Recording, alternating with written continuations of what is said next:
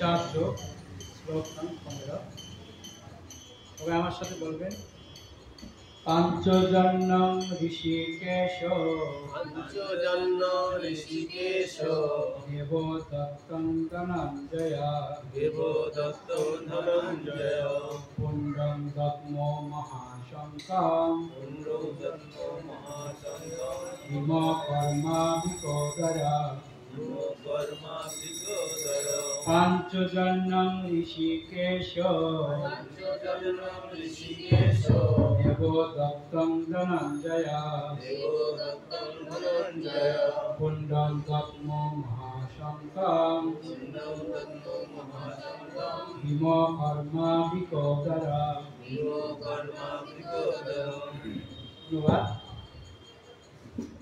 শ্রীকৃষ্ণ তার পাঞ্চজন্য নামক শঙ্খ বাজালেন, অর্জুন বাজালেন তার দেবদত্ত নামক শঙ্খ, এবং ভীমকর্মা ও অতিবজি ভীমসেন বাজালেন পুণ্ড নামক তার বিশাল শঙ্খ।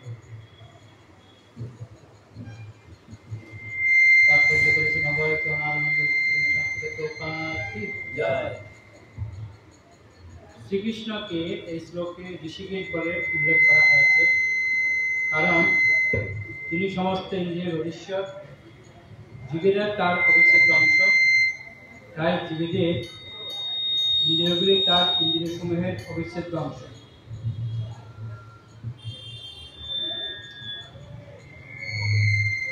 নির্বিশেষবাদীরা জীবেদের ইন্দ্রিয় সমূহের উৎস সম্বন্ধে ব্যাখ্যা করতে পারে না, তাই তারা সমস্ত জীবেদের অর্জুনের দিব্য ইন্দ্রিয়গুলিকে ভগবান সরাসরি ভাবে পরিচালিত করেছেন। তাই এখানে তাকে ঋষিকেশ নামে বিশেষভাবে অভিহিত করা হয়েছে। ভগবানের বিভিন্ন কার্যকলাপ অনুসারে তার ভিন্ন ভিন্ন নাম রয়েছে।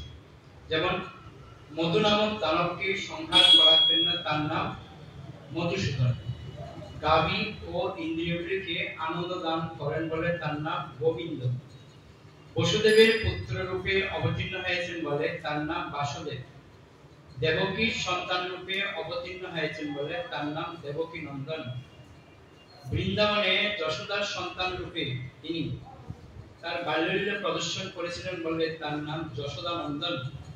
এবং সখা অর্জুনের রথের সারথি হয়েছিলেন বলে তার নাম পার্থসারথী। সেই রকম কুরুক্ষেত্রের রণাঙ্গনে অর্জুনকে পরিচালনা করেছিলেন বলে তার নাম ঋষিকেশ। অর্জুনকে এই শ্লোকে ধনঞ্জয় বলে অভিহিত করা হয়েছে, কারণ বিভিন্ন যাগযজ্ঞের অনুষ্ঠান করার জন্য তিনি তার জ্যেষ্ঠ ভ্রাতাকে ধন সংগ্রহ করতে সাহায্য করতেন। তেমনি ভীম বিকোদর নামে বিদিত, কারণ যেমন তিনি প্রচুর পরিমাণে আহার করতে পারতেন, তেমনি তিনি ভীম আদি দানবকে বধ করার মতো দুঃসাধ্য কর্ম সাধন করতে পারতেন। সুতরাং পাণ্ডব পক্ষে ভগবান শ্রীকৃষ্ণ সহ বিভিন্ন ব্যক্তিত্ব যখন তাদের বিশেষ ধরনের শঙ্খ বাজালেন, সেই দিব্য শঙ্খ তিনি যুদ্ধে অংশগ্রহণকারী সৈন্যদের কাছে অত্যন্ত প্রেরণাদায়ক ছিল। অপরপক্ষে এইরকম কোনো লক্ষণ ছিল না, না ছিল সেখানে পরম নিয়ন্তা ভগবানের উপস্থিতি কিংবা সৌভাগ্যের অধিষ্ঠাত্রী লক্ষ্মী দেবী। অতএব যুদ্ধের পরাজয় তাদের জন্য পূর্বেই নির্ধারিত হয়ে গিয়েছিল এবং এই সমস্ত সম্পত্তির মাধ্যমে সেই বার্তায় ঘোষিত হয়েছে। হরে কৃষ্ণ। যস্য প্রসাদ ভগবৎ প্রসাদ যস্য প্রসাদ দয়াংস্তু বনস্তস্য দশস্তে বন্দে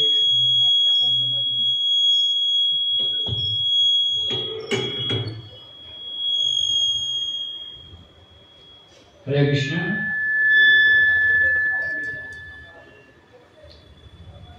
তো এই শ্লোকের মধ্যে এই শ্লোকে ভগবান বলছেন,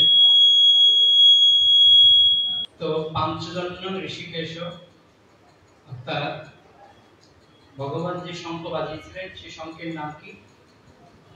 কি নাম? ভগবান যে শঙ্খ বাজিয়েছেন শঙ্খের নাম কি?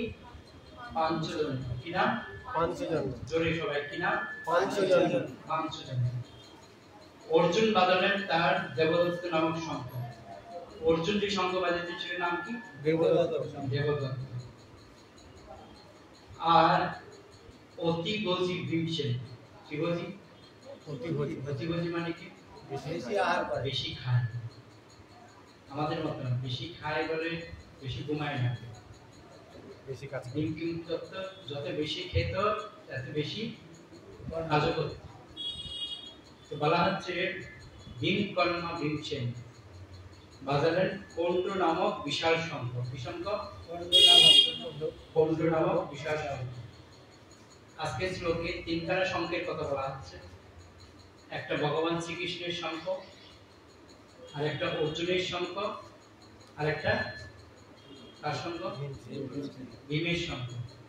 তো তিনজনের শঙ্খের আলাদা আলাদা নাম রয়েছে। ভগবান শ্রীকৃষ্ণের শঙ্খের নাম কি? পাঞ্চজন্য। আর অর্জুনের শঙ্খের নাম? অর্জুনের শঙ্খের নাম কি? দেবদত্ত। আর ভীমের শঙ্খের নাম? পৌণ্ড। এখন শঙ্খের যে ধ্বনি, শঙ্খের ধ্বনির প্রভাবটা কি? শাস্ত্রে বলা হচ্ছে যখন আমরা শঙ্খ ধ্বনি করি, যতটুকু আওয়াজ যাবে এতটুকু অঞ্চলের মধ্যে কোনো অপদেবতা অবস্থান করতে পারবে না। কি করলে? শঙ্খ যখন আমরা বাজাই, এই শঙ্খ ধ্বনি যতটুকু যাবে এতটুকু অঞ্চলের মধ্যে কি থাকতে পারবে না? কোনো অপদেবতা থাকতে পারবে না। তো জন্য এই শঙ্খ ধ্বনিটা আমাদের জন্য খুব গুরুত্বপূর্ণ। তো বলা হচ্ছে শঙ্খ বাজাতে গেলেও তার একটা নিয়ম রয়েছে। কি নিয়ম? শঙ্খ বাজাতে হয় তিনবার। কবার? তিনবার যদি শঙ্খ বাজানো হয় তাহলে দেবতারা আসেন কোথায়? আমাদের গৃহে। কারা আসেন? দেবতারা আমাদের গৃহে। দেবতারা আসেন কি বাজালে? শঙ্খ বাজালে। কবার বাজালে? তিনবার। যদি চারবার বাজিয়ে ফেলে কি হবে? চারবার যদি শঙ্খ বাজানো হয় তাহলে অসুর আসবেন। কে আসবে? অসুর। আসুরিক শক্তি প্রবেশ করবে। কবার শঙ্খ বাজালে? চারবার। ওই জন্য দেবতা এবং অসুরদের মধ্যে যখন যুদ্ধ হয়েছিল, কখন? সমুদ্র মন্থনের সময়। কখন?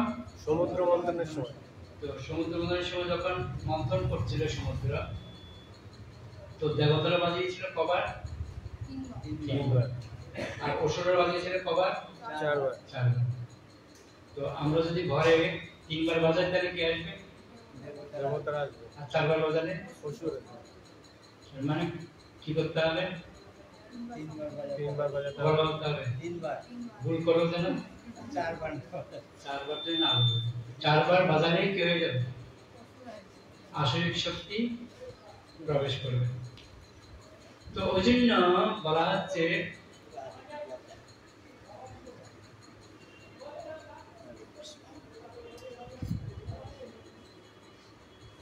নিতাই গৌর প্রেমানন্দে।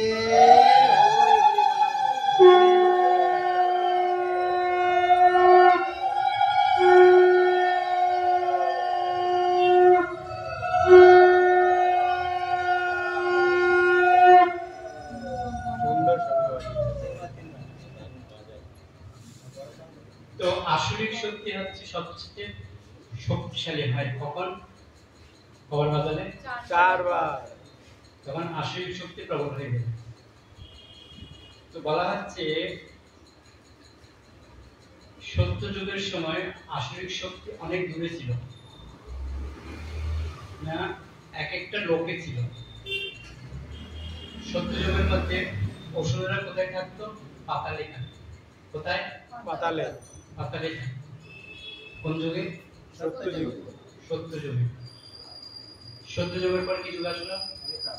ত্রেতা যুগ। ত্রেতা যুগের সময় অসুরেরা ওই পাতাল থেকে একই লোকে চলে আসছে। একই লোকে মানে নদীর ওপারে আর সমুদ্রের ওপারে আর এপারে। কোন যুগে? ত্রেতা যুগে। অর্থাৎ লঙ্কার মধ্যে কে ছিল? আর এখানে কারা ছিল? অর্থাৎ একই ব্রহ্মাণ্ডে চলে আসছে। তারপরে একই পরিবারে চলে আসছে। কোথায় আসছে একই পরিবারে? কংস আর কৃষ্ণ, মামা আর ভাগ্নি, তাই না? তো একই পরিবারে আসরিক শক্তি প্রবেশ করেছে। আর কলিযুগে প্রত্যেকটা হৃদয়ের মধ্যে বিভু হিসেবে আমাদের মধ্যে অবস্থান করছে আসরিক শক্তি। তো ওই জন্য অলরেডি আমাদের মধ্যে কি আছে? আসরিক শক্তি আছে, শুধু একটু জাগালে আরো জেগে যাবে। ওই জন্য আসরিক শক্তিকে জাগানো যাবে না, কি করতে হবে? ঘুম পাড়িয়ে রাখতে হবে। যেরকম কুম্ভকর্ণ, কুম্ভকর্ণ কি করেছিল?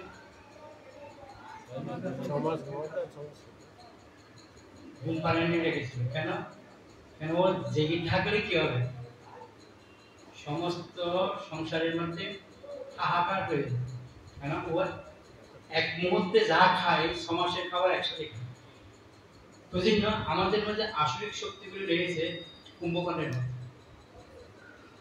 যখন জেগে ওঠে না তখন আমরা মস্তিষ্ক আমাদের ঠিক থাকে না, কি করবো? যে জ্ঞান বুদ্ধি আমরা হারিয়ে ফেলি। তো সেজন্য আসরিক শক্তিকে রোধ করার জন্য, কাকে রোধ করার জন্য? আসরিক শক্তিকে রোধ করার জন্য ভগবান যুগে যুগে অবতীর্ণ হন। পরিত্রাণায় সাধনাং বিনাশায় চ দুষ্কৃতাং ধর্ম সংস্থাপনার্থায় সম্ভবামি যুগে। ভগবান যুগে যুগে কেন অবতীর্ণ হন? না অসুরদেরকে কি করার জন্য? বিনাশ করার জন্য। এখন ভগবান তো অসুরদের বিনাশ করেন, আমার মধ্যে যদি অসুর থাকে, আসরিক শক্তি থাকে, ভগবান কি করবেন? আমাকে বিনাশ করবে? কি করবে? না, আমাকে চিন্তা করতে হবে আমার মধ্যে যে আসরিক শক্তি রয়েছে তাকে কি করে আমি দমন করব। ওই জন্য বলা হচ্ছে বাচ বেগম মনুষ্য ক্রোধ বেগম জিহ্বা বেগম উদর উপস্থ বেগম একান বেগান যে বিষয়ে তো দৃঢ় ধর্মাং তিমাং পৃথিবীংশ শিষ্য। যে ব্যক্তি ব্যাগগুলি দমন করতে পারে, ব্যাগ, এই ব্যাগগুলি হচ্ছে আমাদের জন্য ক্ষতিকারক। কি ব্যাগ? প্রথম কি বললাম? বাচো ব্যাগ। কি ব্যাগ? বাচো ব্যাগ। বাচো ব্যাগ মানে কি? কথা বলা। কি ব্যাগ? বাচো ব্যাগ। বাচো ব্যাগ মানে কি? কথা বলা। এই কথা বলা যদি আমরা সংযত করতে না পারি, এই কথা বলার উপর দিয়ে কিন্তু অনেক কিছু হতে পারে। যেমন বাংলা একটা প্রবাদ আছে না, বন্দুকের গুলি আর মুখে গুলি যদি একবার বেরিয়ে যায় তাকে কি করা যায় না? ফেরানো যায় না। এজন্য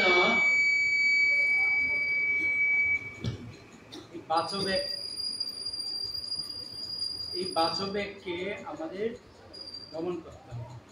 কাকে? বাচবেগ। এইটা দিয়ে দেন প্রভু, প্রভু এইটা দিয়ে দেন, আজকে হোক এটা চালু করেন।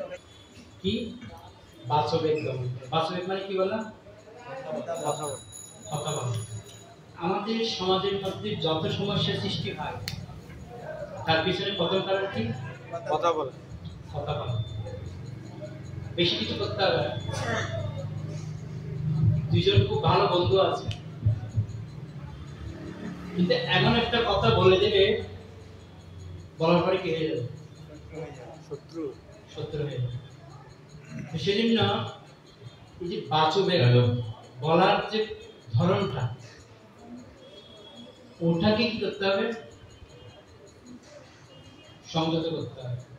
না হলে কি হবে? না ব্যাঙ আছে না, ব্যাঙ, ব্যাঙের মৃত্যুর জন্য দায়ী কে? নিজেই। ব্যাঙের মৃত্যুর জন্য দায়ী ব্যাঙ নিজেই। কেন? ডাকে। ব্যাঙ যে কোথায় আছে সাপ জানে না। সাপ জানে?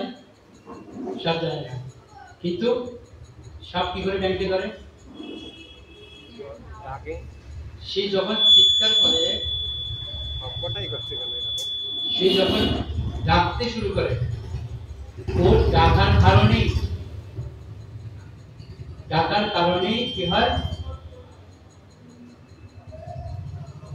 ডাকার কারণেই ব্যাঙের কাছে সাপ আসতে সুবিধা হয়। তো ঠিক তদ্রুপ আমরাও সেম।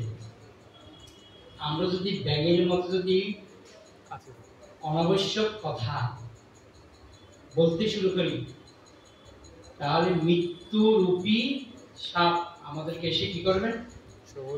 গ্রাস করবে।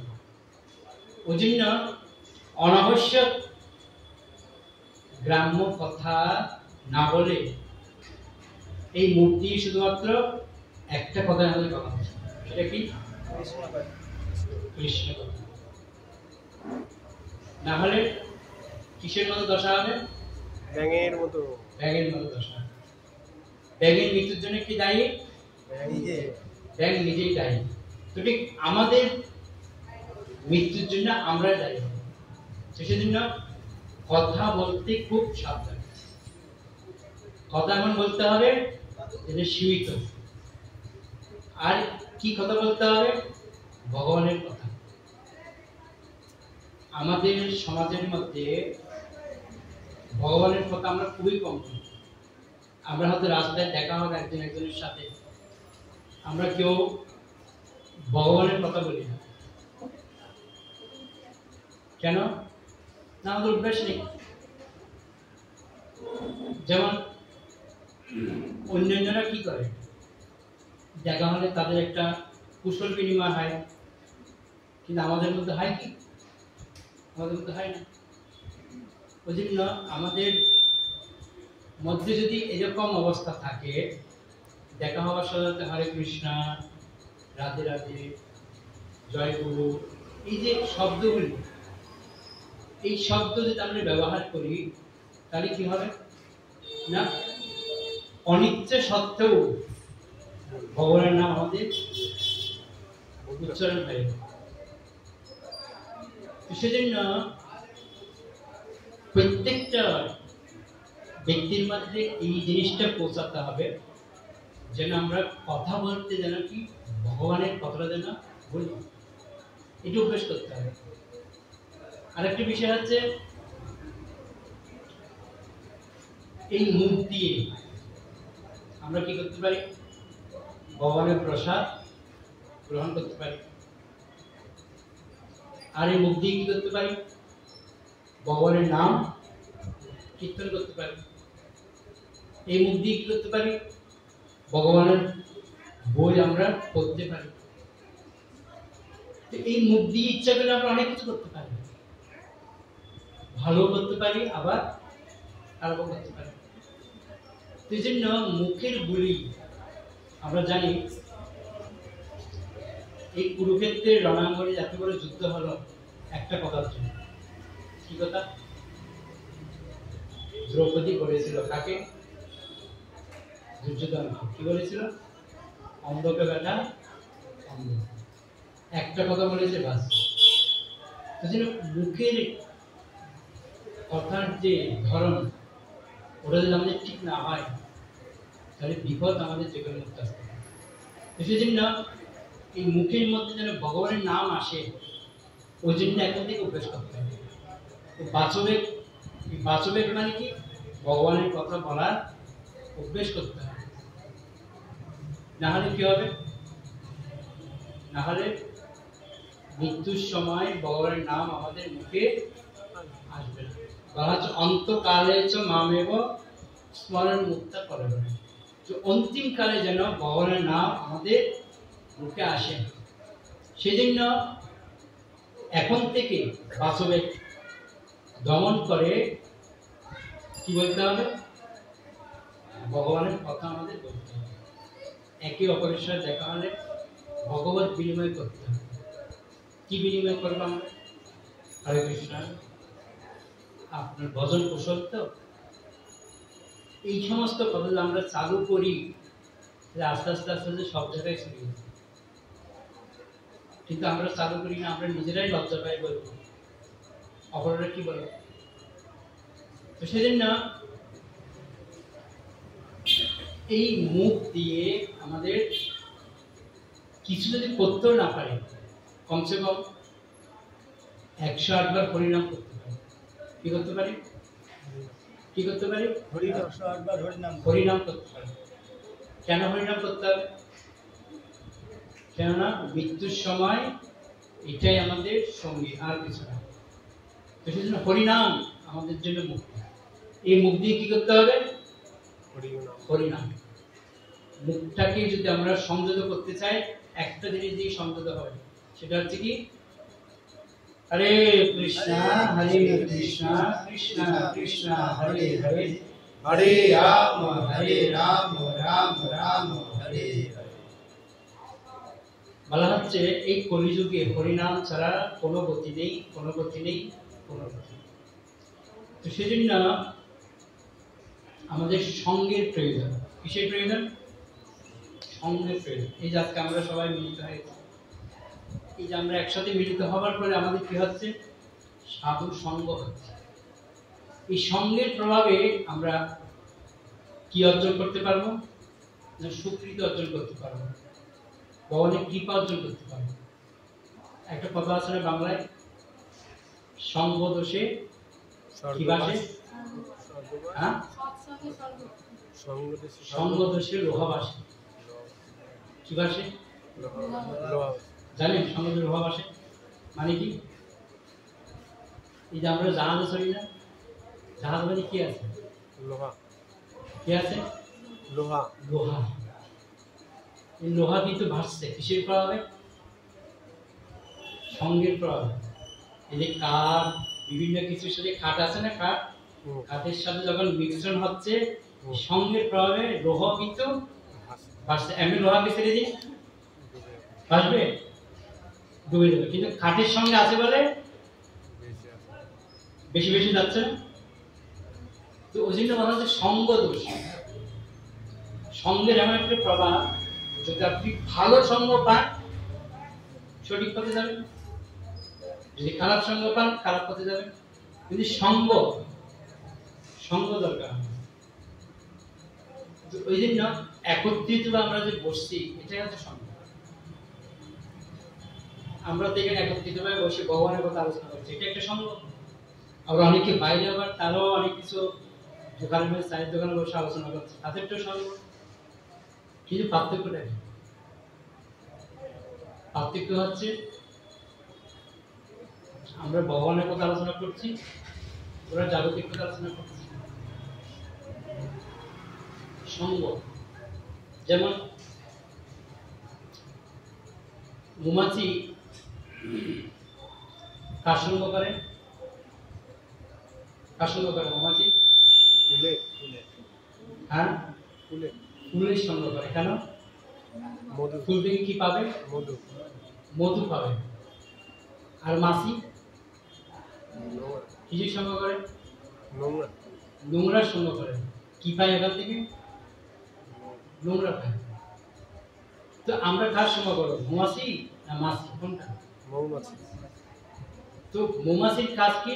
ফুলের কোথায় ফুল রয়েছে, ফুলের মধু কোথায় আছে, সেদিকে ধাবিত হবে। তো সঙ্গ অনেক রকমের হয়। যেমন আমরা সঙ্গ করছি, আমাদের সাথে মশা আবার সঙ্গ করছে। কি সঙ্গ করছে? মশা সঙ্গ করছে না? মশা কি করছে? আমাদেরকে ভালোবাসছে না? কি করছে মশা? সেও রক্ত শুষছে। ওইরকম সঙ্গ করলে হবে, রক্ত শুষে সঙ্গ দিতে হবে।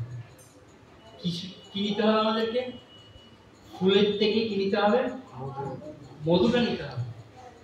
মাছির মতো মশার মতো সঙ্গ করে রক্ত নিতে হবে। কি নিতে হবে? মধু নিতে হবে। তাহলে কি হবে না, আনন্দ পাওয়া যাবে। সেজন্য সাধু সঙ্গ, শাস্ত্রে বলা হচ্ছে সাধু সঙ্গ সর্বশাস্ত্রে খায়, লবমাত্র সাধু সঙ্গ সর্বসিদ্ধ। লবমাত্র 1 সেকেন্ডে যদি কেউ সাধু সঙ্গ করে সমস্ত কিছু সিদ্ধ হয়ে যাবে, এত পাওয়ারফুল। সেজন্য সাধু সঙ্গের অনেক প্রভাব রয়েছে। একবার একটা বাঘের বাচ্চা তো ভেড়াদের যখন সরছিল, হঠাৎ করে বাঘ তার বাচ্চাকে জন্ম দেওয়ার পর বাঘিনী মারা গেছে। তো ওই বাচ্চাটা ভেড়াদের মধ্যে ছিল। তো ভেড়ারা চিন্তা করছে কি করবো বাচ্চাটাকে। তো সমস্ত ভেড়ারা মিলে বাঘের বাচ্চাটাকে নিয়ে চলে আসছে। এবার বাঘের বাচ্চাটা বেড়াদের সাথে থাকতে থাকতে বেড়া কি খায়? ঘাস খায়। এবার বাঘের বাচ্চাটা কি খাচ্ছে? ঘাস খাচ্ছে। এবার বড় হচ্ছে, আস্তে আস্তে বড় হচ্ছে, বেড়াদের সাথে বড় হচ্ছে, কিন্তু ওর খাদ্য কি হয়ে গেছে? ঘাস। তো ঘরের মধ্যে যখন চড়ছে, হঠাৎ একটা শিয়াল দেখতে পেয়েছে যে একটা বাঘ। আরে এরকম বাঘ তো জীবনে দেখি, যে বেড়াদের মধ্যে থেকে বেড়াকে খাচ্ছে না, এটা কি ধরনের বাঘ? তুই দেখছে না এই বাঘটা বেড়াদের সাথে কি করছে? ঘাস খাচ্ছে, আনন্দে খেলছে, দুলছে, সবার সাথে আনন্দ করছে। কে? বাঘটা। আসলে বাঘের খাদ্য কি? ভেড়া হচ্ছে কার খাদ্য? বাঘের খাদ্য। কিন্তু ও ভুলে গেছে যে এটা ওর খাদ্য। কেন? সঙ্গ পায়নি না। ও ছোটবেলা থেকে জন্ম থেকে দেখেছে কি খেতে? ঘাস খেতে, মাংস খাবার শিখিনি। সঙ্গের প্রভাব, সঙ্গের প্রভাবে সে ঘাস খাওয়া শুরু করে।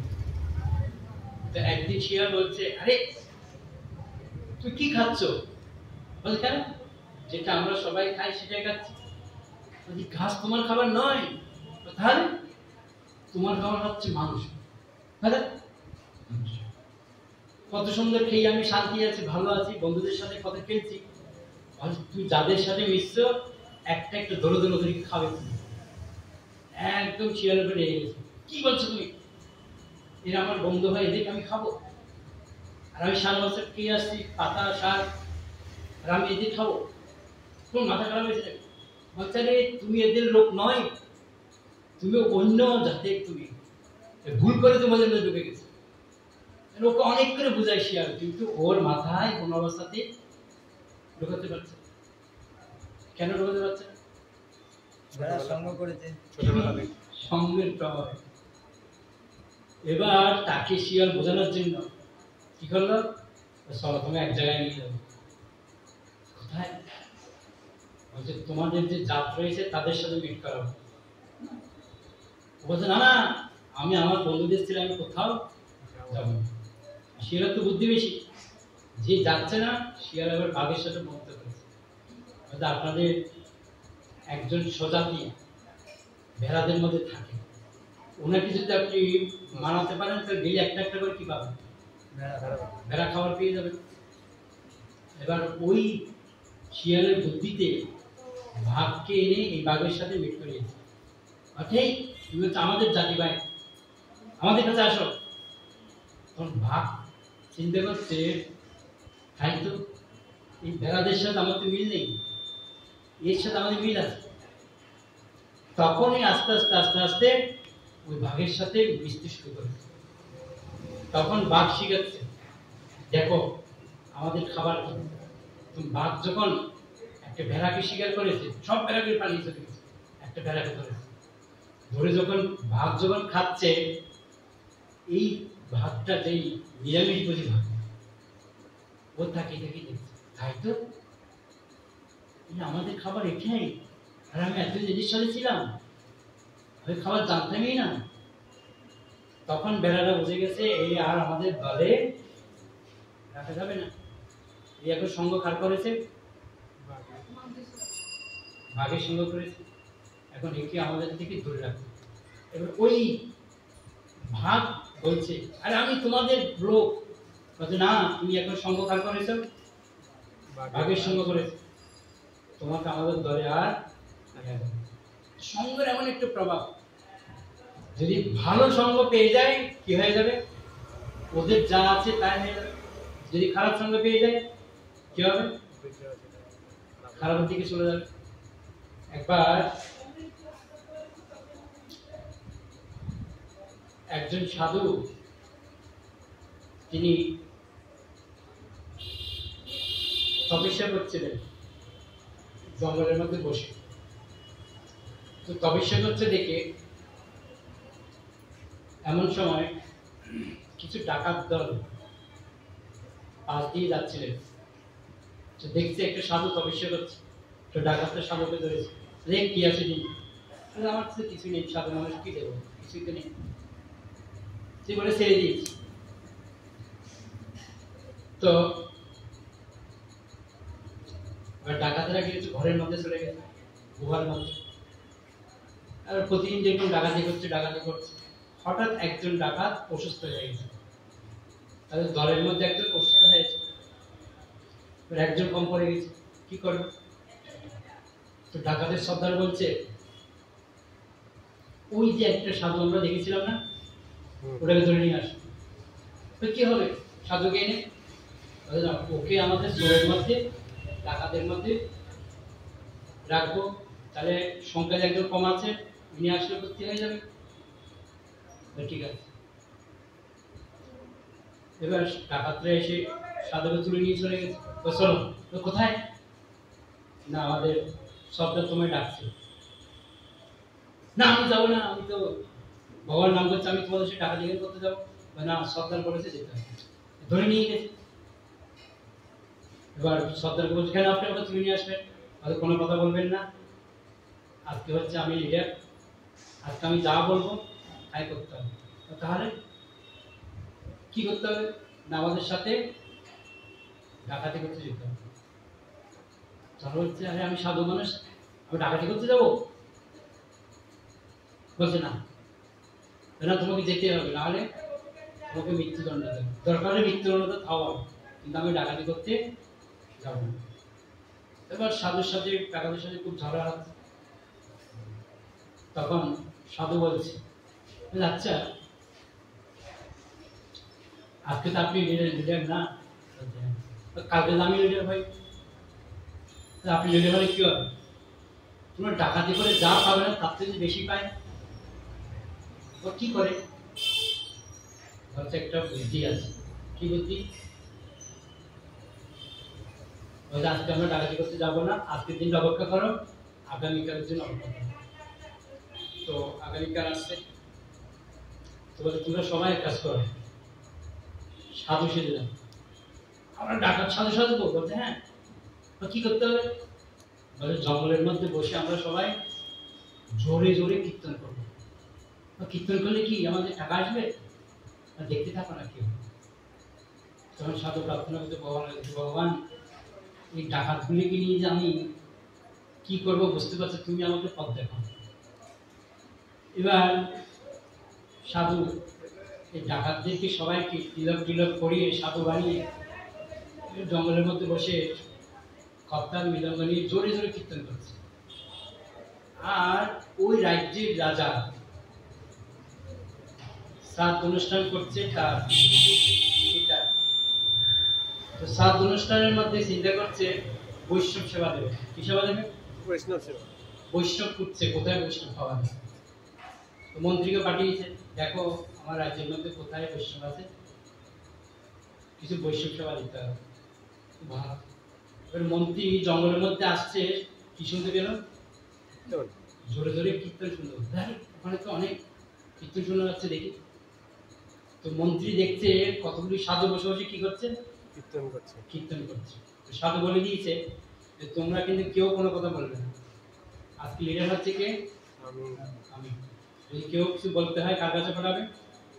আমার কাছে, আমি সব কথা বলবো। এবার মন্ত্রী বলছে, আচ্ছা আমি একটু কথা বলতে চাই, সবার মুখ বন্ধ। আমাদের লিডার ওই লিডারকে দেখিয়ে দিয়েছে। লিডার বলছে কি ব্যাপার? আচ্ছা আমাদের রাজা চিন্তা করছে একটু বৈষ্ণব সেবা দেবে, তো আমি বৈষ্ণব খুঁজতে বেরিয়েছি। তো সাধু বলছে, দেখছেন না তো বৈষ্ণব? বলছে হ্যাঁ। আপনারা কতক্ষণ আছে? বলছে আমরা যে সবসময় থাকি। তাহলে আমি রাজাকে গিয়ে বলে আসি।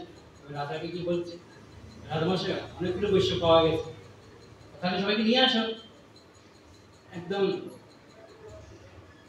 মন্ত্রী সবাইকে একদম ঘোড়ার গাড়ি করে যত্ন সহকারে সবাইকে নিয়ে গেছে।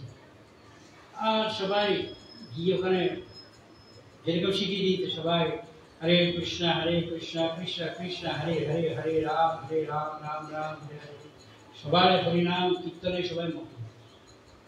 রাজা বলছে, এত বড় বড় বৈষ্ণব আমার ঘরের মধ্যে এসেছে, ডাকাতি করছে, আমরা বৈষ্ণব হলো কবে থেকে? সারা বছর ডাকাতি করেছে, বৈষ্ণব হয়ে গেল। তখন রাজা কি করছে, সবাইকে পা ধুয়ে দিচ্ছে, আর ডাকাত বলছে আমার পা ধুয়ে দিচ্ছে, সবার পা ধুয়ে দিচ্ছে, সবাইকে মালা পরাচ্ছে। ডাকাত বলছে সারা জীবন ডাকাতি করো, সবার গালি শুনেছি, আজকে তো মানে কোথায় পঞ্চমুখ, কত আদর যত্ন, কত ভালোবাসা, রাজার বাড়িতে আসা তো দূরের কথা, পাশ দিয়ে যেতে পারি না। আর কি আনন্দ, আর ডাকাত দিয়ে সবার মন ভরে যাচ্ছে। আর রাজা তাদেরকে বসিয়ে প্রসাদ খাওয়ালো, প্রসাদ খেয়ে সবাই কি আনন্দ।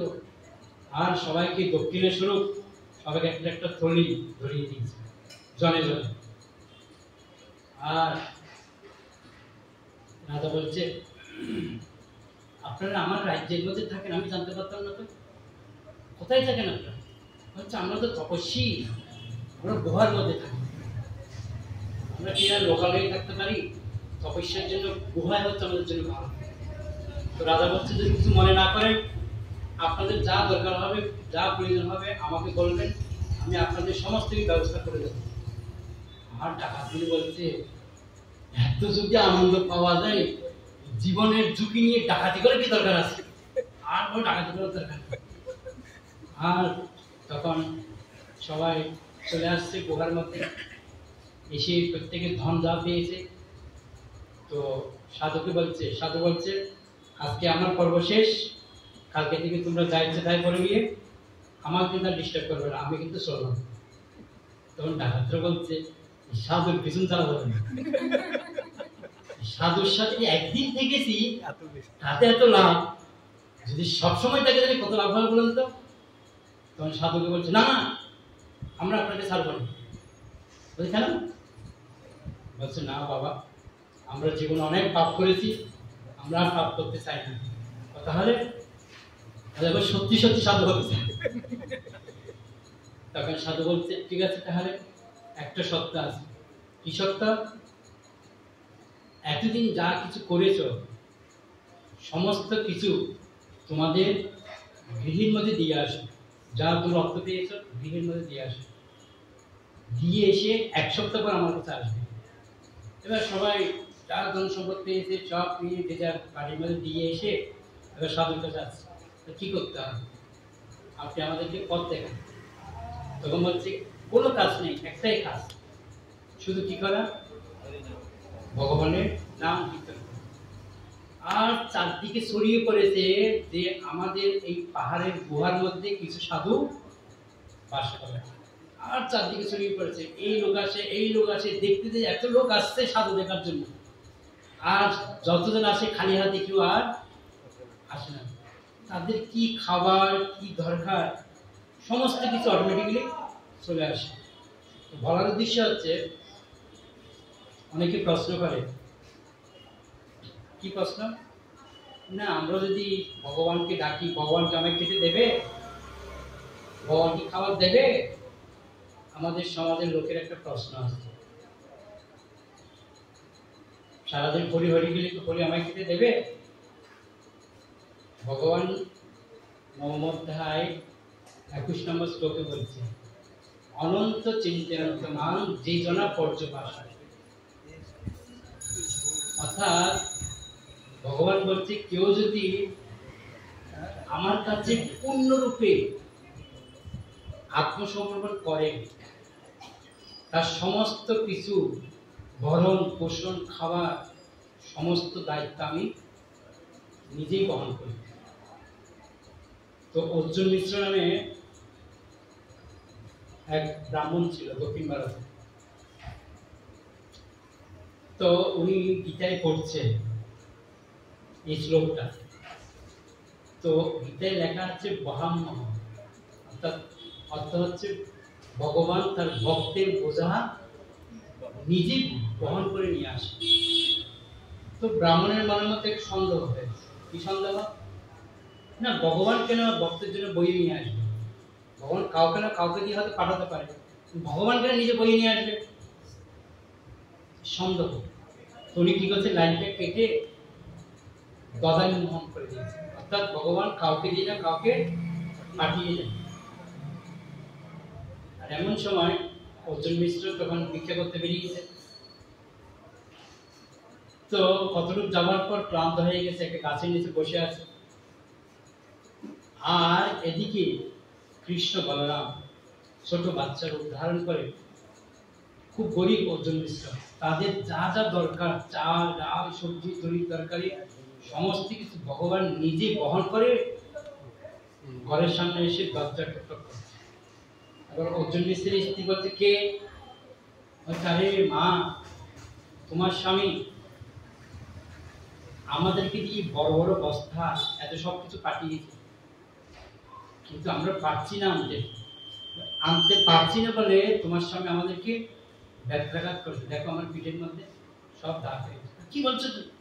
আচ্ছা হ্যাঁ, একদম এত জিনিস এনেছে, পুরো ঘর ভর্তি হয়ে গেছে। আর এদিকে অর্জুন মিশ্র ভিক্ষা করতে গিয়ে কিছুই পায়নি, খালি হাতে বাড়ি ফিরছে। ঘরের মধ্যে চিন্তা করছে, ঘরে গেলে কি বলবে আজকে। যে দরজা টকটক করছে, দরজা খুলছে।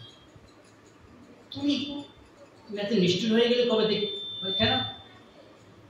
দুটো বাচ্চা ছেলে, তাদেরকে তুমি মারতে পারলে? কি বলছো তুমি? মারতে পারলে? কি মেরেছে আমি? দুটো বাচ্চা, তারা আনতে পারছে না চাল ডাল, তুমি ওদিকে মেরেছো? তোমার কি মাথা খারাপ হয়নি? কি বলছো? তুই ঘরে আসে, যে ঘরে এসে দেখছে আর কৃষ্ণ বলরাম ঘরে চাল ডাল ভর্তি করে দিয়েছে। তখনই বুঝতে পেরেছি অর্জুন মিশ্র, সকালে আমি যে লিখেছিলাম ওটাই ভগবান আমাকে প্রমাণ করে দিয়ে গেছে। তখন গিয়ে দেখছে যেই জায়গার মধ্যে কেটে দিয়েছিল ওটা আবার আগের মতো, অর্থাৎ ভগবান তার ভক্তের বোঝা নিজেই বহন করে নিয়ে আসে। এটা হচ্ছে একজন ভক্তের জন্য ভগবানের কাছে ভালোবাসা। তো ভগবান প্রত্যেকটা ভক্তের যা যা দরকার সমস্ত কিছু প্রদান করে। তাহলে সমস্যাটা কোথায়? সমস্যা প্রত্যেকটা মানুষের যা দরকার ভগবান তা আমাদেরকে দিয়েছে, কিন্তু কি সমস্যা? না, আমাদের চাহিদাটা অনেক বেশি। একটা মানুষের কি দরকার? দুটো খাওয়া, আর একটু থাকা, তাই তো, আর একটু কাপড়, অন্ন বস্ত্র বাসস্থান, এই তিনটে জিনিসের দরকার। কাজ নেই তিনটে জিনিস। প্রত্যেকটা মানুষেরই আছে। তাহলে অসুবিধাটা কোথায়?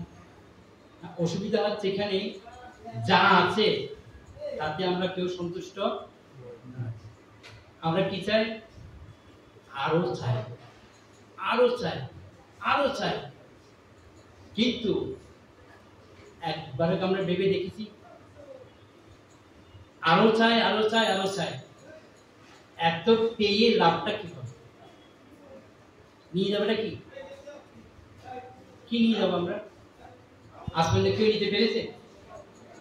কেউ কিছু নিতে পারেনি, সব এখানে রেখে যেতে হবে। তাহলে এত চাহিদার কি দরকার আছে? আমাকে একটা উত্তর দিন তো। যার কোটি টাকা আছে সে কি এতগুলি খাবার খায়? কি খায়? ওই দুটো রুটি খাবে, এখানে 4টে রুটি খাবে, এটুখানি সবজি খাবে। এটুখানি সবজি আর দুটো রুটি,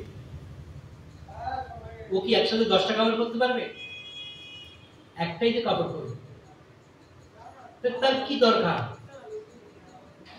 ভগবান প্রত্যেকটা জীবের জন্য খাবার, থাকার, বস্ত্র বরাদ্দ করে।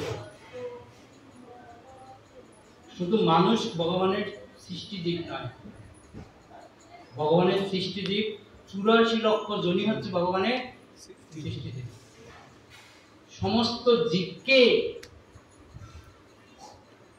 দেখার দায়িত্ব কার? ভগবান। সবার জন্য ভগবান খাবার তৈরি করে রেখেছে, কিন্তু আমাদের সেটা বিশ্বাস করছে না। একবার একটা কাক যখন উড়ে যাচ্ছিল, হঠাৎ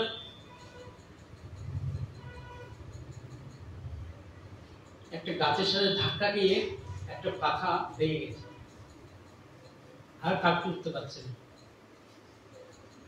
তো নিচে পড়ে গেছে। তো একটা সাধু দেখছে এই কাকটা অসহায়ভাবে পড়ে আছে, তখন চিন্তা করছে এই কাকটার খাবার কে জোগাবে? তো গুরু আর শিষ্য দুজন যখন রাস্তা দিয়ে যাচ্ছে, তো গুরুকে শিষ্য প্রশ্ন করছে, গুরুদেব আপনি যে বললেন ভগবান সবার খাবার ব্যবস্থা করবে, কিন্তু এখন যে কাকটা তো খেতে পারবে না, পথে যেতে পারবে না, কিন্তু করে গেছে, এই খাবারটা কে জোগাবে? ও খাবার কোত্থেকে পাবে এখন? তো গুরুদেব বলছে এটা তোমার দায়িত্ব না, এটা দায়িত্ব কার? ভগবানের। ভগবানের দায়িত্ব। তুমি দেখতে পাচ্ছ? তো বসে বসে দেখছে 1 ঘন্টা 2 ঘন্টা 3 ঘন্টা, ধুর কবে ভগবান খাবার পাঠাবে? এদিকে না আমি একটু খাবার দিয়েছি, তুমি দেবে। তাহলে তো দেখা যাচ্ছে উপর দিয়ে একটা খাবার নিয়ে দুটো কাক ঝগড়া করছে। কোথায়? উপরে। উপরে। আর দুটো কাক ঝগড়া করতে করতে করতে খাবারটা টুক করে উঠতে পড়ে গেছে, আর খাবারটা ভর্তি করে যে ফাঁকা যার ভাঙা তার মুখের সামনে পড়েছে। তখন গুরুদেব বলছে দেখো দেখো দেখো দেখো, এ খাচ্ছে, আরে খাবার কোত্থেকে পারলো? কেউ নেই, কোত্থেকে আসলো খাবার? তখন গুরুদেব বলছে উপর দিকে তাকাও, দেখছো দুটো কাক ঝগড়া করছে, আর তাদের খাবারটা নিচে পড়ে গেছে। এটা হচ্ছে ভগবানের। প্রত্যেকটা ব্যক্তি, প্রত্যেকটা ভক্তের, প্রত্যেকটা জীবের সবার জন্য ভগবান খাবার বরাদ্দ করেছে। আপনি একটু চিন্তা করুন তো, যারা ফুটপাতে থাকে, যাদের বাড়িও নেই, ঘরে নেই, থাকার জায়গা নেই, তারা কি খাচ্ছে না? তাদের খাবার কে দিচ্ছে? ভগবান দিচ্ছে। ওরা কিসের জল খায়? কোথাকার জল খায়? মিনারেল খায়? কিসের জল খায়? এই রাস্তার ধারের জল খায়। রাস্তার ধারে জল কি ওরা কি আছে?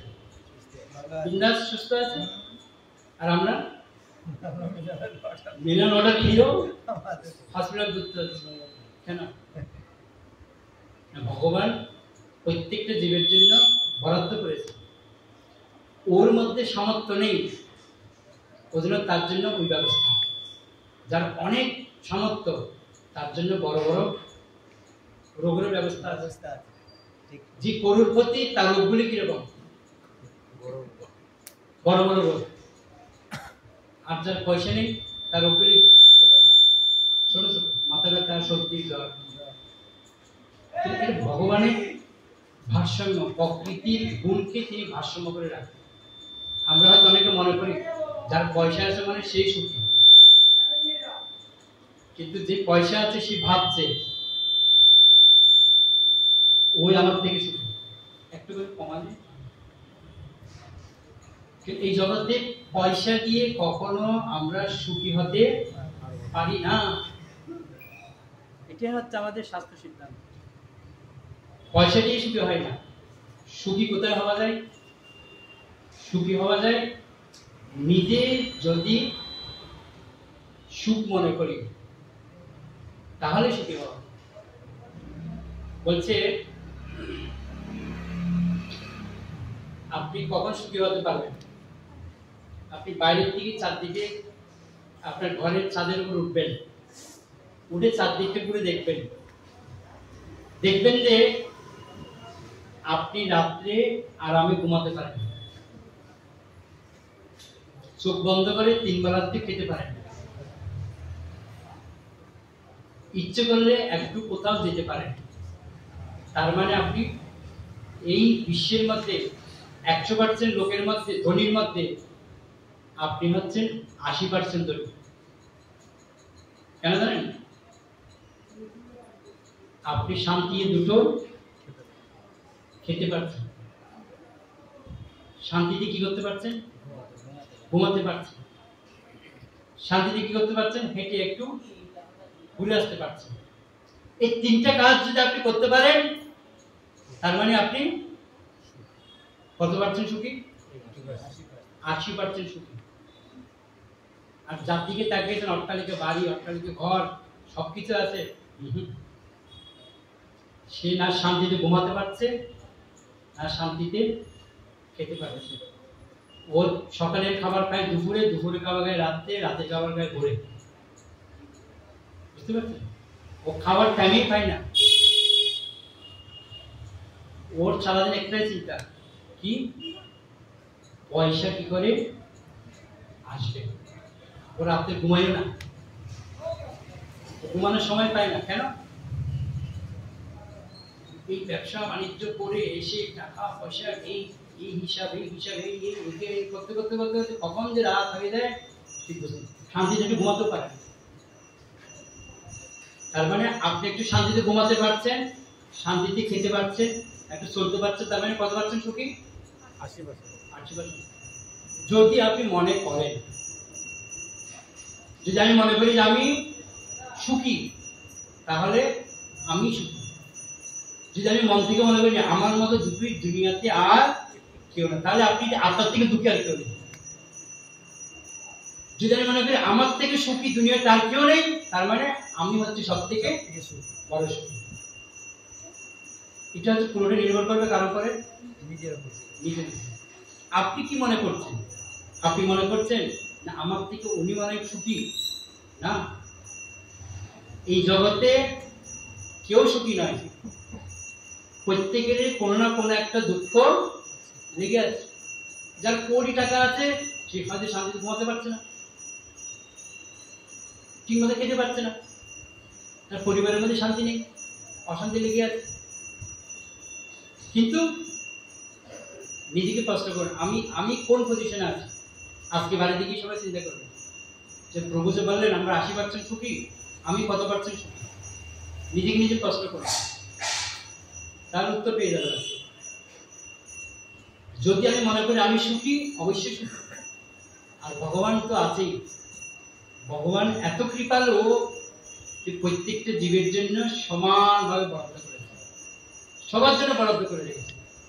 কিন্তু আপনি কতটুকু নিচ্ছেন?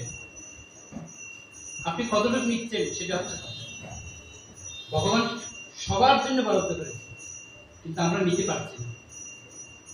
যেমন মা, একজন মা তার সন্তানের কাছে কোন সন্তানকে বেশি ভালোবাসে? এমন কেউ আছে?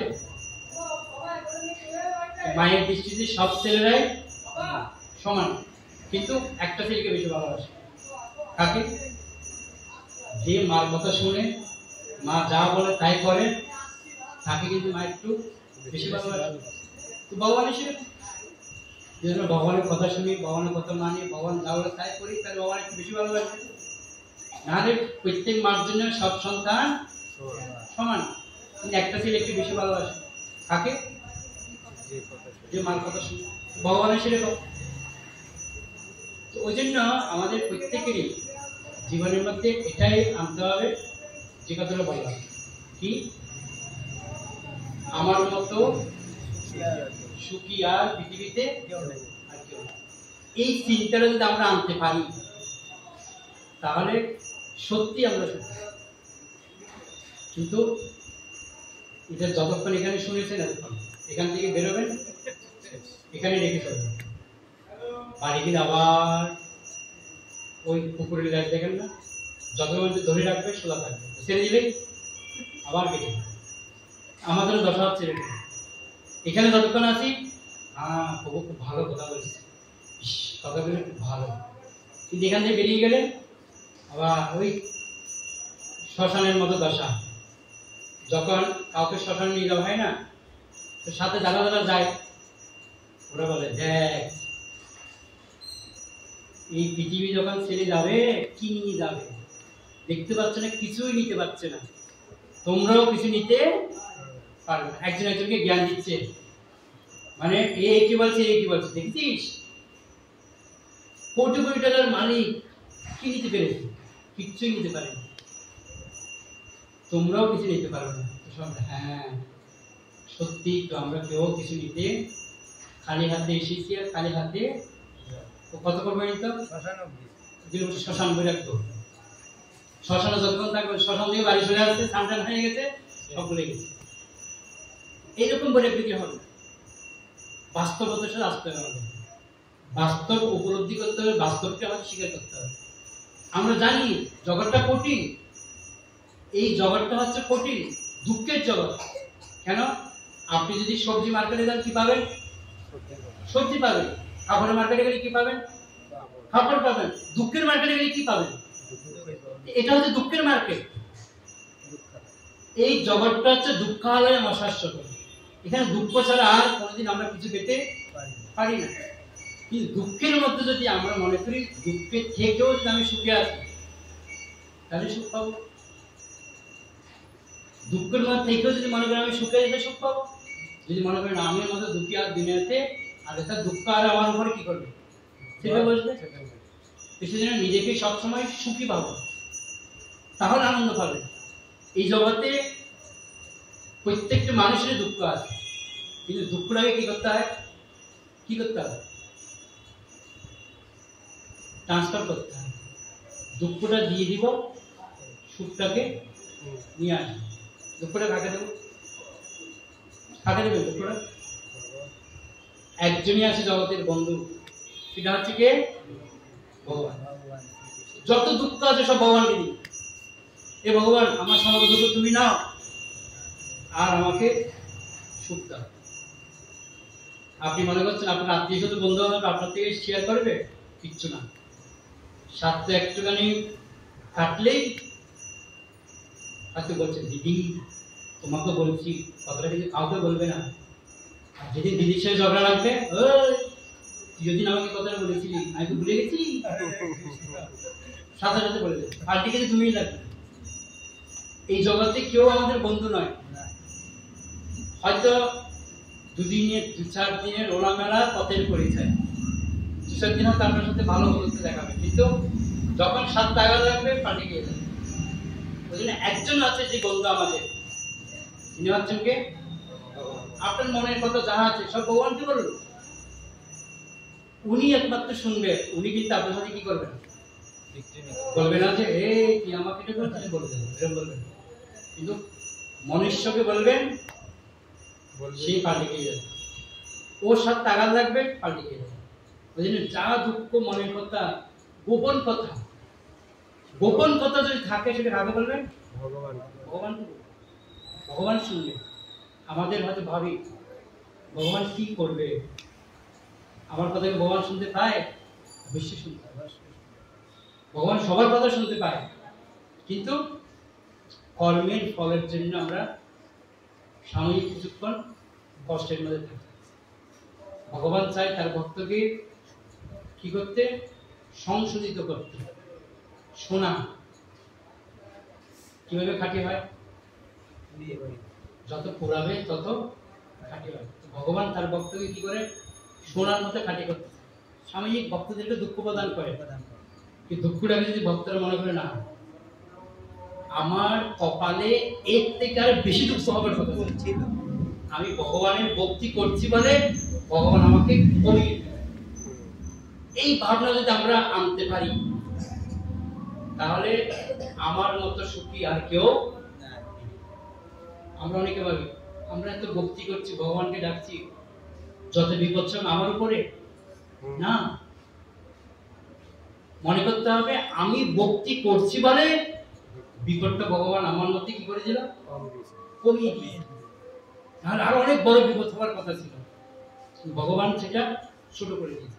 এই ভাবনা যদি আমরা আনতে পারি জীবনে, তাহলে সবচেয়ে সুখী হতে পারবে। শুধু পরিবর্তন করতে হবে। কি পরিবর্তন? ভাবনা, চিন্তাটা পরিবর্তন। আর কিছু না। জীবনে মনে করেন না আমার মতো সুখী আর কেউ নেই, ভাবুন এটা, তাহলে আপনার থেকে সুখী সত্যি আর কেউ নেই। নিজেকে শুধু পরিবর্তন করুন। আপনি যে দুঃখে আছেন একটু ভাববেন না আমি দুঃখে আছি, ভাববেন না দুঃখে আছে। একটু যে চিন্তা করুন যারা জেলে আছে তারা কি ভাবে? ও কি ভাবে? ও জানা যায় আমাকে জেলের মধ্যে এত বছর পর্যন্ত এখানে থাকতে হবে। সে কি করে? ও জেলটাকে নিজের মতো করে মানিয়ে নেয় না। ও কি জেলের মধ্যে রাজার মতো বসে বসে খাওয়াবে? খাওয়াবে? ওখানে কষ্ট দিয়ে দিয়ে তারা খাওয়াবে, কিন্তু সেই কষ্টটাকে কি করে? মানিয়ে নেয়। আমরাও সেম, আমরা এটা একটা জেলখানাতে আছি, এটা একটা জেলখানা। এখানে বলা হয় দুর্গ। দুর্গ, দুর্গ মানে কি জানেন? দুর্গ মানে কি? দুর্গ মানে হচ্ছে টেম্পোরারি বাহিনী। ওই যারা সেনাবাহিনীরা কি করে? ট্যাঙ্ক বানায় না, ওটা কি হয়? Permanent, temporary. এখানে থাকলে আবার আরো জায়গায় চলে যাবে। ঠিক তদ্রুপ এটা আমরা একটা দুর্গ। এই দুর্গটাকে পরিচালনা করেন কে? দুর্গা। আর দুর্গা দেবী কি করেন? তার ত্রিশূল দিয়ে আমাদেরকে কষ্ট প্রদান করেন।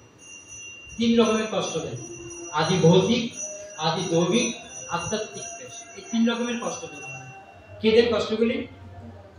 কে দেন? দুর্গা। দুর্গা দেন। আদি ভৌতিক ক্লেশ।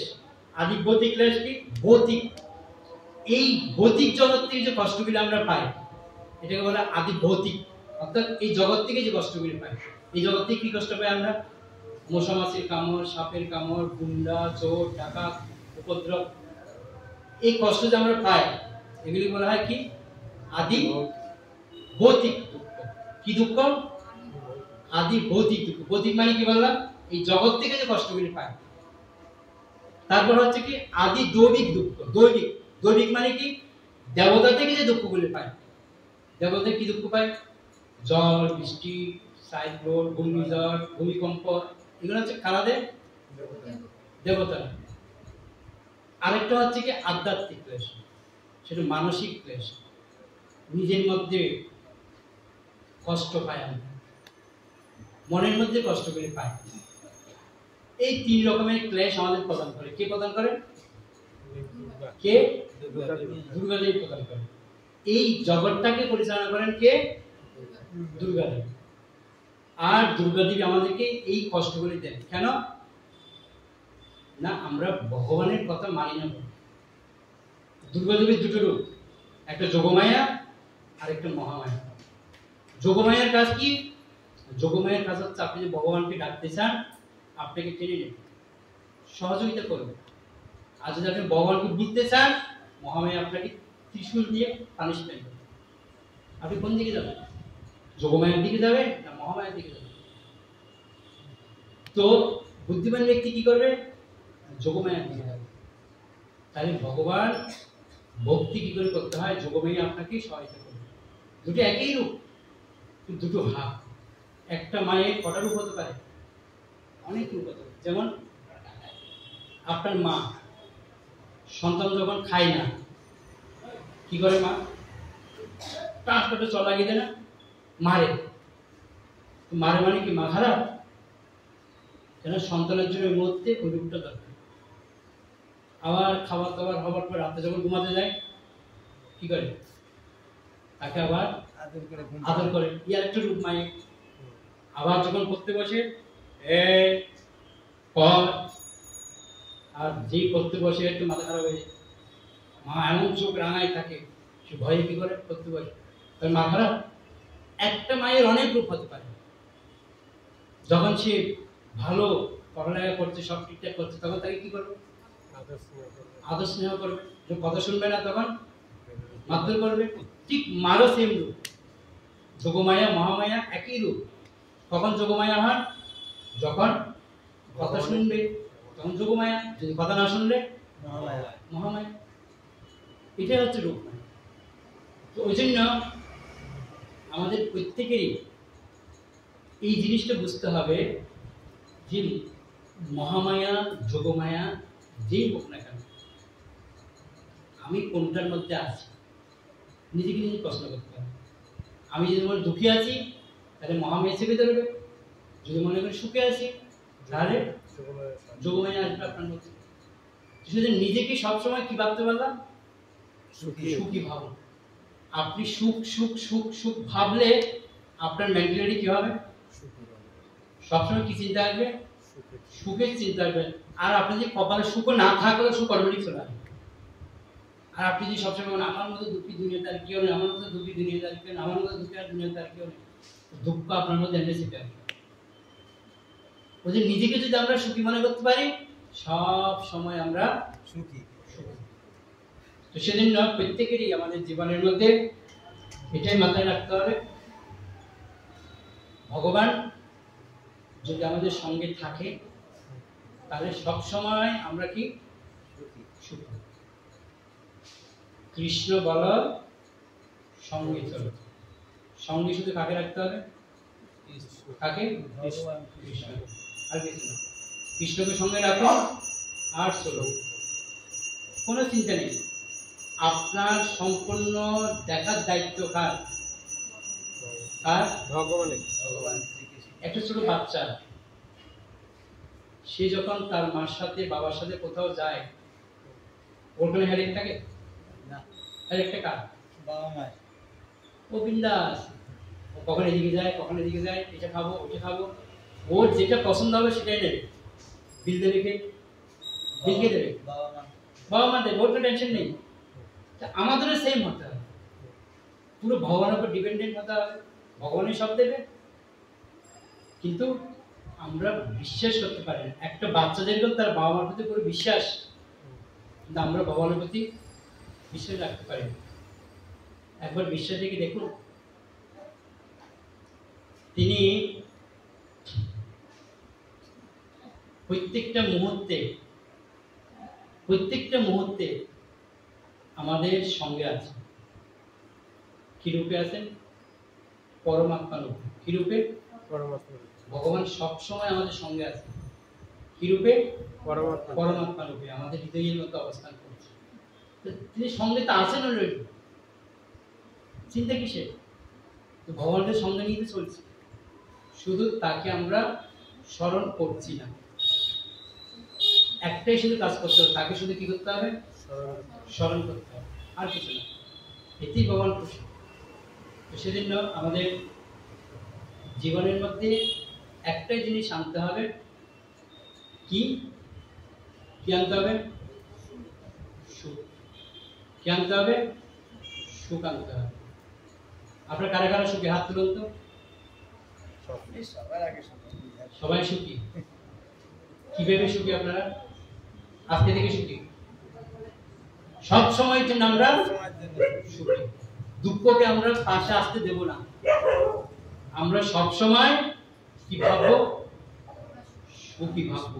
দুঃখ আসলেও ভাববো কি? ভগবান কৃপা করে কমিয়ে দিয়েছেন, আমার আরো বেশি দুঃখ হবার কথা ছিল। আমরা ওই ওখানে মন্দিরে যাই বলে, পাঠ শুনি বলে ভগবান একটু কমিয়ে দিয়েছে, এটা ভাববেন সবসময়। তাহলে দেখবেন যে ভগবানের চিন্তা করে, বাবা একে দুঃখ দিয়ে বলে লাভ নেই। একটা কথা ভাবো, আমি যদি ওনাকে গালি দিই প্রতিদিন, উনি যদি গালি শুনে আমার দিকে ফিরে আসে, আমার কি হবে? কি হবে? আর একটু গালি ইচ্ছে করবে। কেন? উনি চেটে যায় না তো, দেখছি ওনাকে কিছু বললে উনি আর কি হচ্ছে? রেগে যাচ্ছে। তো ওনাকে আরে কি করবে? সবাই রাগাবে। কিন্তু ওনাকে গালি দিচ্ছি এখান দিয়ে সাথে ওনার মতন একদম নীরব, আজকে বলবে, কালকে বলবে, পরশু বলবে, তরশু বলবে, লাস্টে ওনাকে বলেও কোনো লাভ নেই। ও ছেড়ে যাবে বলে লাভ নেই। তো ভগবান হচ্ছে এরকম, আপনাকে যখন দুঃখ দিচ্ছে, আপনি যখন দুঃখটাকে নেবেন না। দুঃখ দিচ্ছে ঠিকই, গালি দিচ্ছে, কিন্তু গালিটাকে নিচ্ছে না। তো আপনাকে দুঃখ দিচ্ছে, আপনি দুঃখটাকে নিচ্ছেন না। ও দুঃখ, হ্যাঁ কিছু হবে না, এটা একটা দুঃখ হলো না, বুঝলে কোনো ব্যাপার, নাথিং ব্যাপার। আপনি যে নাথিং ব্যাপার বলবেন, ভগবান শুনে দূর থেকে দুঃখ দিয়ে লাভ নি না। তো দুঃখের মধ্যে যদি কেউ সুখ খুঁজে পায়, সে হচ্ছে পরম সুখ। তোমার সেবায় দুঃখ হয় যত, সেই তো পরম সুখ। তাহলে আমরা সুখ মনে করতে হবে। দুঃখের মধ্যে কি খুঁজে বের করতে হবে? সুখ বের করতে হবে। রাজংশ আছে না? রাজংশকে আপনি জল আর দুধ মিক্স করে দেবেন, ও কি খাবে? দুধটা খাবে, কিন্তু জলটা খাবে না। আমাদেরও সেম, রাজংশের মতো হতে হবে। দুঃখটা নেব না, কি দেবো? সুখটা। তাহলে আমরা জীবনে কি হতে পারবো? সুখী। আমার মতো সুখী আর এরকম ভাবুন। দুঃখ আসছে তো কিচ্ছু না, শুনে দিন, দুঃখটা ভেবে নেবো না। যেরকম গাড়ি দিলে, যেরকম গাড়িটা আমরা নিচ্ছি না, একটু নেব না। যদি আমরা নিই, এটা না নিই, আমার জীবনে এত দুঃখ আসছে, এর তো আসেনি, আমার কেন আসছে? এই ভাবতে তাহলে বেশি কি হয়ে গেল হচ্ছে। একজন রোগী কখনো সে রোগাক্রান্ত হয় না যতক্ষণ না পর্যন্ত সে নিজেকে রোগী ভাবে। মানে এখন একটা উদাহরণ দিই, আপনার মধ্যে কোনো পরীক্ষা নিতে হয়নি, আপনি মনের শুধু মিষ্টি খেয়ে যাচ্ছেন, আরামসে খাচ্ছেন, কোনো টেনশন নেই, কোনো চিন্তা নেই, খেয়ে যাচ্ছেন, যা পারেন খাচ্ছেন। পরদিন আপনার বলে তোমার না সুগার হয়ে গেছে, কালকে থেকে মিষ্টি খেতে পারবেন। আর যেদিন শুনেছেন কদিন থেকে সুগার না হলে 3 ডবল বেড়ে যাবে। কেন বেড়ে যাবে? আমি আর মিষ্টি খেতে পারবো না, ডাক্তার মিষ্টি খেতে না করেছে আমাকে, কি হবে? আগে যেন একটা খেয়ে নিতাম, এখন আর খেতে পারবো না। এই যে মানসিক চিন্তা, এই চিন্তা করতে করতে রোগ আরো বেড়ে যায়। তো এই জন্য টেনশনটা আমরা নেব না। টেনশন লেনে কা নেই, টেনশন দেনে কা নেওয়া যাবে না, ছাড়তে হবে ওটাকে। তাহলে মন থেকে আমরা কি হতে পারবো? আনন্দ পেতে পারবো, সুখে থাকতে পারবো। জগৎ শ্রী প্রভুপাদ কি জয়, গৌর ভক্তবৃন্দ কি গীতায় গৌর প্রেমানন্দে। তো এখন আর কি হবে, আমরা সবাই অংশগ্রহণ করবো। হরে কৃষ্ণা কৃষ্ণ কৃষ্ণ হরে হরে, হরে রাম রাম রাম কৃষ্ণ ভগবান কি জয়।